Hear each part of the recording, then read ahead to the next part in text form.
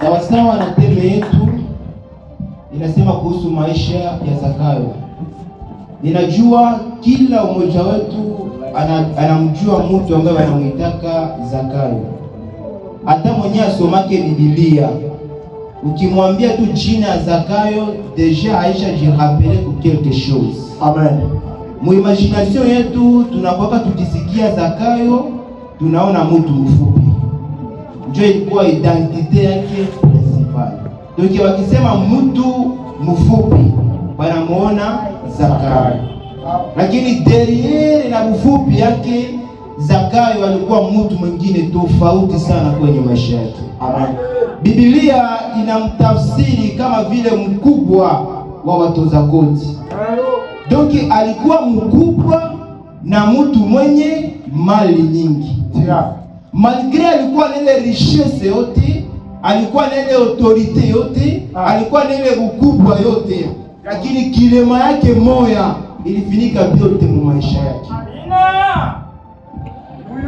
Wakati watu walimwangalia Zakayo, hawakuona ukubwa wake, hawakuona mali yake, lakini wakaona ufupi wa mwili wake. Katika maisha wanadamu wote hawaangaliake uzuri wa mtu, lakini banakaptiaka zaidi madefo za mtu. Unaweza kuwa uko na kila kitu mu maisha, hautajulikana. Mekale kazambi kako kamoya katakufanya ujulikane kila fasi. Doke mazaifu wenye Zakayo alikuwa nayo ilimsababishia ukubwa wake na mali yake na jina yake ifasiriwe vibaya. Na kuna wale watu katika maisha ya rahisi tunaishi nao, wanajiona kuwa wazuri, lakini wakipita katikati ya watu ni mazakayo. Amen. Amen.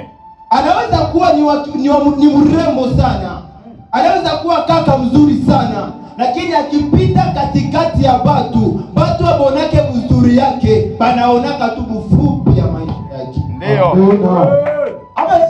Doke wakati maisha ya mtu inajaa bufupi, aonekanake na watu. Ndio. Inakuwa ni maisha malimite. Doke nikiona bufupi ya Zakayo, naona limite mu maisha. Amen. Kuna wale watu ambao biko limite muvi yao.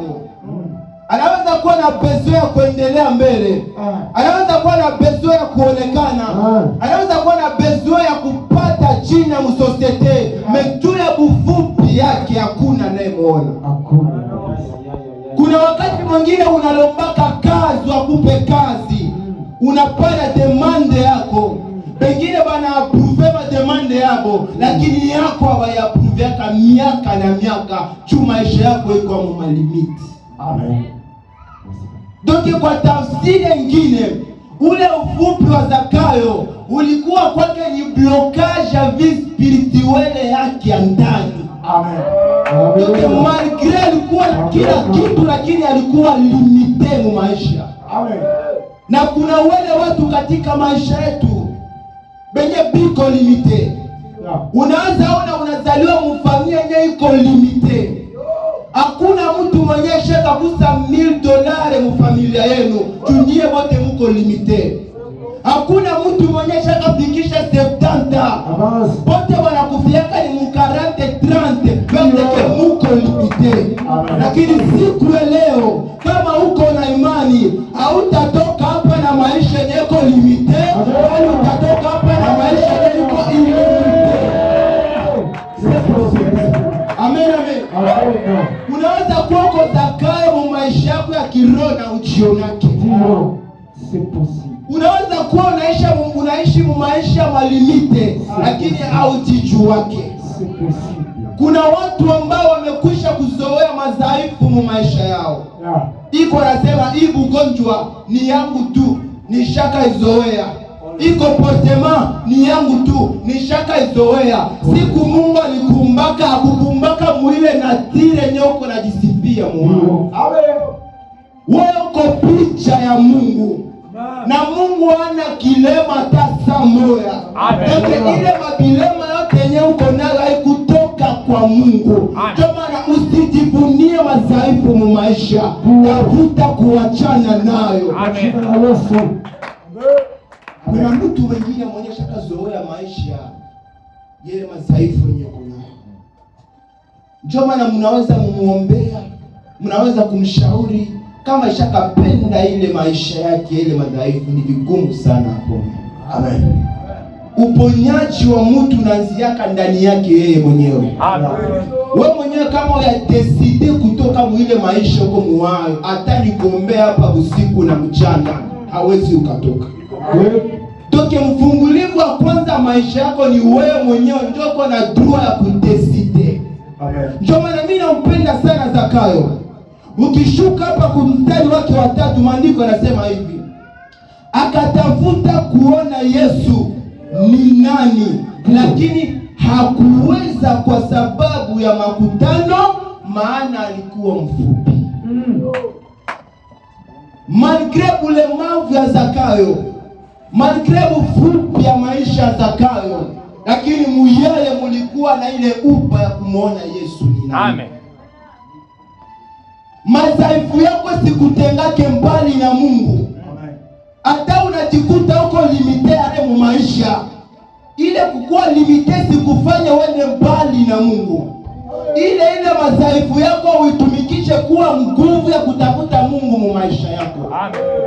Kwa ile bufupi yenye Zakayo alikuwa nayo, ikamwambia kiu ya kujua Yesu ni nani. Amen. Toki ni mtu mwenye alikutanaka na manabii, alikutanaka na watumishi wa Mungu, lakini abakubushiaka roho yake sa Yesu. Amen. Hakuna mtu mwenye anaweza satisfaire roho yako sa Mungu mu maisha. Amen. Ndio maana acha kuhangaikia wanadamu, tafuta Mungu. Amen. Ukikuwa na Mungu, Mungu anakuwaka iko na transforme vie ya mtu.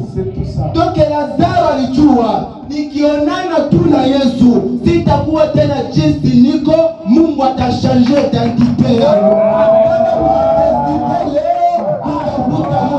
Mungu iko na uwezo wa kushange identite yako. Hata uko mtu wa namna gani, hata uko mwavu kiasi gani, kwa Mungu akukuweke kitu impossible. Kwa Mungu vyote viko possible. Bwana Yesu asifiwe sana. Inakupasa kukuwa na kiu ya kutafuta Mungu mu maisha, mpote ta yako kwa Mungu. Nakwambia tena, madhaifu yako sikutenge mbali na Mungu, ndugu yangu. Mimi si nasemaka niko mzinifu sana, siwezi achilia itabia, lakini acha nikwambie, wakati unakaribia Mungu, hata uko mzinifu kiasi gani, atakutransform. Kila mtu mwenye alikutanaka na Mungu mvili yake, Mungu alimtransform. Amen. Ya kushangaza, kuna watu wanaingia makanisani lakini hawabadiliki. Wanaingia kanisani. Ndio sana. Hakuna mtu ambaye aliwahi kukutana na Mungu akarudia jinsi alivyo. Wote ambao walikutana na Mungu kwenye maisha yao, Mungu alibadilisha identity. Amen. Amen. Ndio maisha ya Zakayo. Kuna watu wengine ambao ni Zakayo bila kujijua. Mtu mwenyewe kwa normal anatafuta kujijua yeye ni mtu wa namna gani. Amen. Unajua madhaifu yako ni madhaifu gani? Unajua ni kitu gani kinachokufanya usiendelee mbele katika maisha yako? Unaweza pata furaha ya kuishi bila matatizo, unaona rizika tu. Tuko na Mungu mwenyewe anabadilishaka maisha kama ukipiga tu kwake. Amen. Bwana Yesu asifiwe sana. Amen. Ndio maandiko yanasema Zakayo alikuwa na ile huba ya kutafuta tu kumuona Yesu ni nani. Toki alikuwa kanamsikia tu. Walikuwa wanasema juu ya Yesu tu. Lakini naye alitaka kujua huyu Yesu Bwana mtaka ni nani? Ni nani mwenye dunia yote inaweza kuwa na mkimbilia? Kama unajuaka maana ya Mungu mu maisha yako, wewe ukamtafuta. Ndio maana kuna watu wengine acha kwanza Mungu awapatie kuba ya kumtafuta ndio wataokoka. Kuna watu wengine hapa hata nianze kuhubiria Isa mpaka leti, hawatarudia kwa Mungu kama hawayakuwa na huba kumtafuta. Maisha yako na ni wewe ndio muamuzi wa maisha yako. Wewe ndio uko na ile fursa ya kuamua maisha yako ikuwe mzuri wala ikuwe mbaya. ça dépend de toi. Ndio maana Lazaro akasema, Zakayo akasema, siwezi nikabakia mweta, acha niende nitafute ule Bwana. Lakini kule kwenye alikuwa anaenda kutafuta Yesu, akakutana na probleme nyingine. Ilikuwa ni kundi ya watu wakamzuia. Kwa sababu ya ufupi wako wa kiroho, kuna nafasi kwenye unafikaka, ukifika pale wewe hawakuonaki. Bengine wanaweza pata, bengine wanaweza inuliwa, wewe unakuwaka tu pale. Probleme iko ya Mungu, probleme ni yako, uko mfupi maisha yako ya kiroho. Unaingiaka miaka mkanisa, lakini maisha yako haishanje yake. Kuna watu ambao uliingia nao kanisani, wao wanabarikia mbele yako, lakini wewe unatoka mwile maisha. Probleme haiko ya Mungu, probleme ni yako. Kuna watu wengine ambao mlikuwa mnasoma nao, wao wamekwisha kupata makazi, wengine wakafaulu, lakini wewe ungaliko unabakia mwile ile nivo. Probleme haiko ya Mungu, probleme ni yako, ufupi wa maisha ya kiroho. Ninakwambia pale kwenye uko hautatoka kama unadeside kutoka. Maisha ingine ni maisha ya kukatala mvili yako. Unasema hii maisha mimi moya hainistahili, nipige hatua nitoke mwa maisha. Siku yote utakuwa unapenda eta huko muhayo, hautasaidiwa kitu. Tafuta sana kuchukia maisha mbaya huko muhayo. Ni sawasawa na Zakayo. Wakati aliona watu wanamsonga, haikumkatisha tamaa ya kuendelea mbele. Haina kusema kwamba msafara kumtafuta Mungu hautakutana na vikwazo. Utakutana na vikwazo, lakini usiache objective yako kwa maisha. Unaweza decide leo uanze kufungua entreprise fulani. Mungu anaweza sema atakubariki na kuonesha success yote, lakini hawezi kukuonesha maparcours na traverser ndio fikire success. Ndio. Mungu akamwambia wana wa Israeli na wapeleka katika nchi ya Kanani yenye kujaa asali na maziwa, lakini akawafichika desert. Ndio kwenye bote walikufia pale. Ndio Mungu akisema atakubariki, atakuinua, usione baraka, ona memema vita. Wale watu wa karibu wa Zakayo ni wale walimzuia Zakayo asimfikie Yesu. Mungu anaweza kukuweka katikati ya watu wenye wajue importance yako. Haina kusema kama Mungu apende uende mbele, Mungu akuprove kama yeye ni Mungu wa impossible.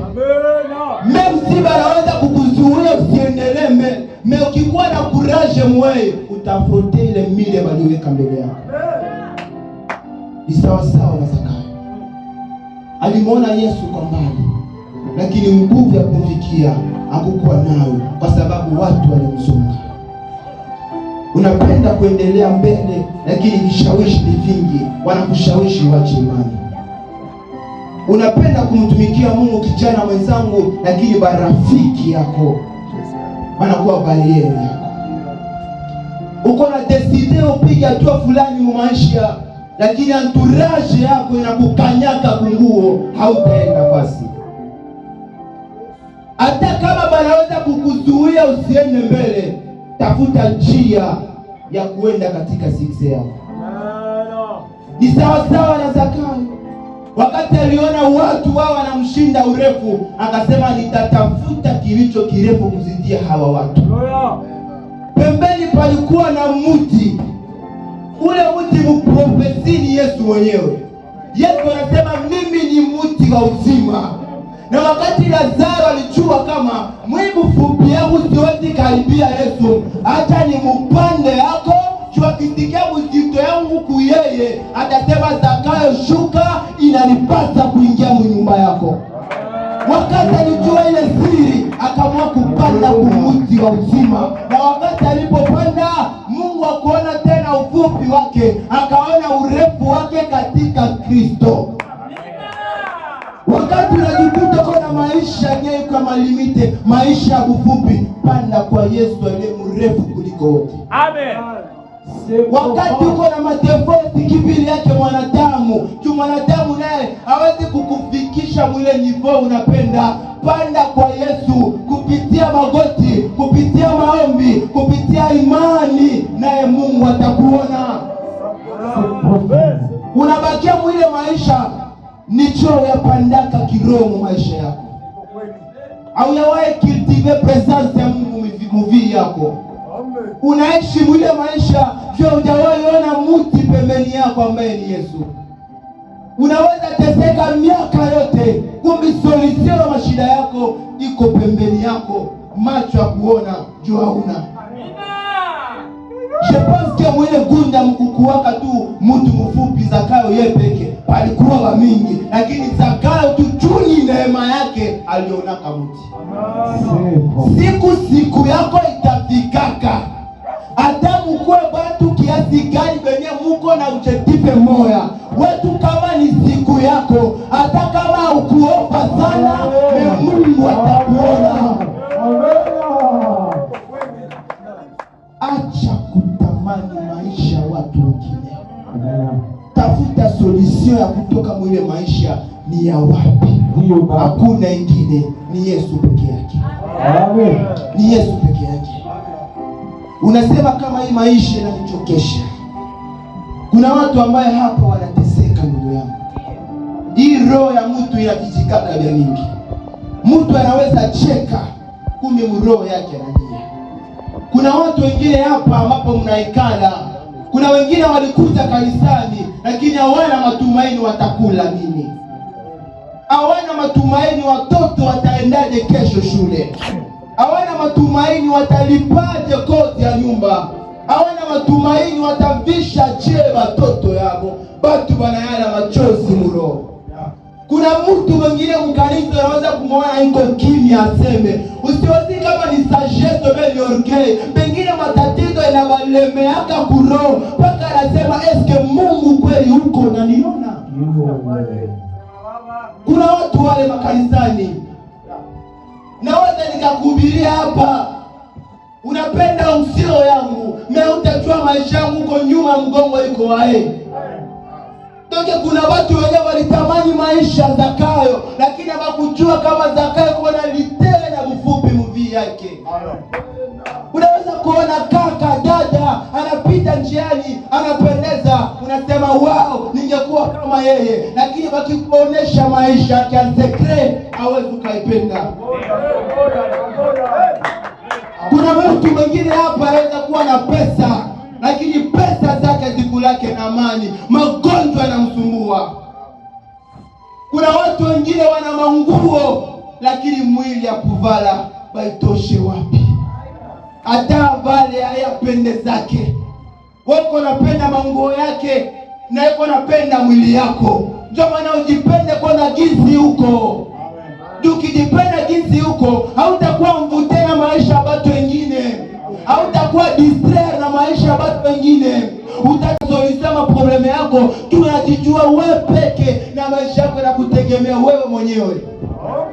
Kuna watu wanateseka ndugu zangu. Kuna watu ambao wanalia ndani ya mioyo. Kuna watu ambao wanajiulizaka kila siku, eske huyu Mungu mwenye mimi naombaka kweli iko?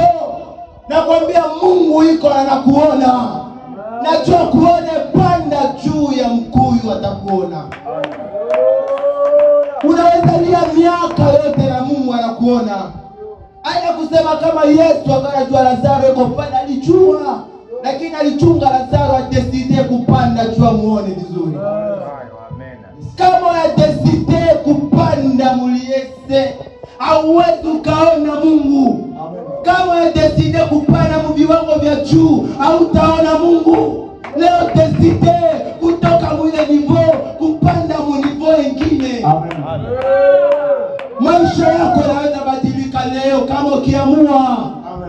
Haina kusema kama Mungu anakusahau ndugu yangu. Mungu hajakusahau, probleme ni ufupi wako wa maisha kiroho. Ningependa Mungu akubariki. Ningependa leo Mungu avizite mtu mmoja hapa. Najua unajaga kutosha. Ushaomba sana, ushateseka sana. Hata nikwambie Mungu anakujua. Wewe udeside sasa. Wewe udeside sasa kutoka mwile maisha. Deside. Amen. Hata kusaidia hayo wakati wewe mwenyewe upende kusaidiwa. Hata kuinua hayo wakati wewe mwenyewe upende kuinuliwa. Zingine baraka Mungu atakupatia. Haiko jua uzistahili, mejuu haumuombe na jua uzitafute. Avance. Nilikuja kwa ajili ya nafsi ya mtu mmoja tu. Kukuambia kwamba Yesu anakupenda. Na Yesu anakuona. Ingawa unapitia kiasi gani cha matatizo na cha mateso kwenye maisha yako, jua Mungu anakuona. Acha kulia. Endelea kuomba. Endelea kutumainia. Endelea kumtafuta Mungu, naye atabadilisha historia ya maisha yako. Niko nasema leo tu, kama ukideside, Mungu anaweza changer identite yako. Wakati Zakayo alipompokea Yesu, watu walianza jilamante. Kama tu eske Yesu njoo, Yesu mtakatifu iko naingia kwa nyumba ya wenye dhambi. Na kuna wale watu ambao wanakuwa tu na kaza kujishe wengine mkanisa. Ule naye eske anastahili kuingia mkanisa mwe makosa yake. Mungu ana besoin yako wewe mtakatifu. Mungu yuko na besoin ya ule mwenye dhambi. Ndio maana ukiona mtu mwenyewe unajua maisha yake, jinsi anakuwa kama ni mchafu, ni mwenye dhambi, usimwishishe. Kama unamuona anaanza tafuta njia ya Mungu, umsindikize muone Mungu vizuri. Amen. Mungu yuko na besoin ya watu ambao hawamjui. Na mtu mmoja akiokoka kwa Mungu, mbingu yote inafurahi. Na si mbingu tu, hata na sisi watakatifu tunafurahi kanisani, kwa maana nafsi moja inarudi kwa Yesu. Amen. Bali watu wafurahi kwa sababu Zakayo anampokea Yesu, lakini watu wakanuna. Kumbe kuna watu wengine mu maisha batafurahi yako wokovu yako. Unaweza leo okoka na familia yako inakuwa ya kwanza kukupiga vita, usishangae. Unaweza leo decide kumfuata Yesu na barafiki yako banakuwa kwako kibambaza kukuzuia. Amen. Unaweza leo decide kumfuata Yesu na hawa wa Kristo tena banaanza kujilamante juu yako. Eske ule. Lakini wakati unajua kwamba unajua kenye uko mwakio, hata watu wakusemea usikuna jisusi sana na maneno yako. Amen.